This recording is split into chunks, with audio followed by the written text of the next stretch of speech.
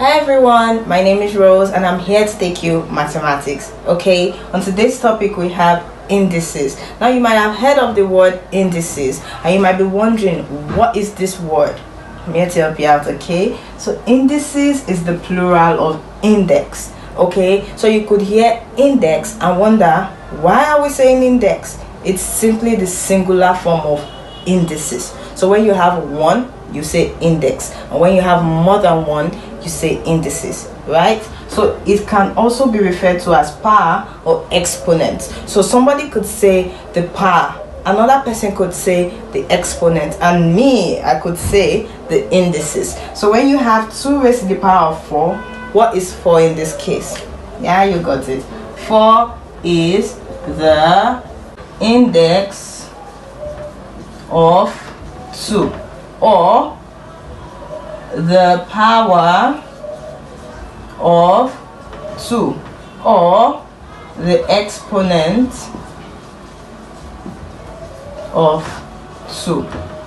So what's indices trying to say? It's trying to tell us the number of times a number occurs. So for this one, you know that 2 is supposed to occur 4 times.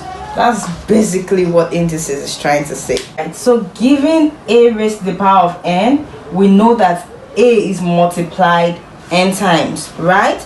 So we have another term in indices, and what is that term? It's referred to as the base. So whatever is carrying the power is referred to as the base. So here a is the base and n is the index.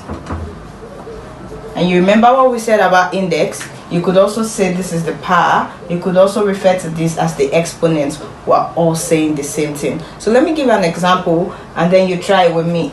So imagine you have 2 raised to the power of 3, right?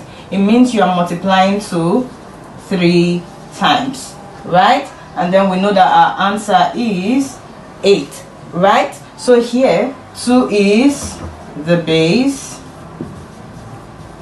and 3 is the index.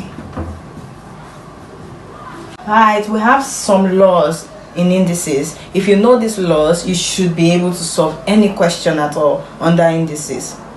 I got you. Right, so for the first rule or the first law of indices, it says anything, any variable, because in this case it's x, they represent variables. What are variables? These are numbers that can change, right? It could be 2, 3, 5 and so on. So any number raised to the power of 0 will always give us 1. That's the first rule. That's the rule that everybody should know. Yeah, and then for the second one, when these bases are the same, notice how the bases are always the same. Remember when we said the base? Yeah, so when the bases are the same and multiply to each other, the power will always be added. When we solve examples, you would understand, so don't worry about it. For the third one, the bases are the same but they are dividing each other, so the power will subtract each other. And then for the fourth one, anything raised to the power of a negative is always 1 over that thing. Yeah, and then for the fifth one, you have a multiplication, because this bracket represents multiplication. So in this case, we're multiplying the powers together. Yeah, and then in this case we have the same power but different bases. Notice how this one is different from this one. The same power but different bases, so they come together and then you just pick one of its power because it's the same power, right? And then we have the same case here where you have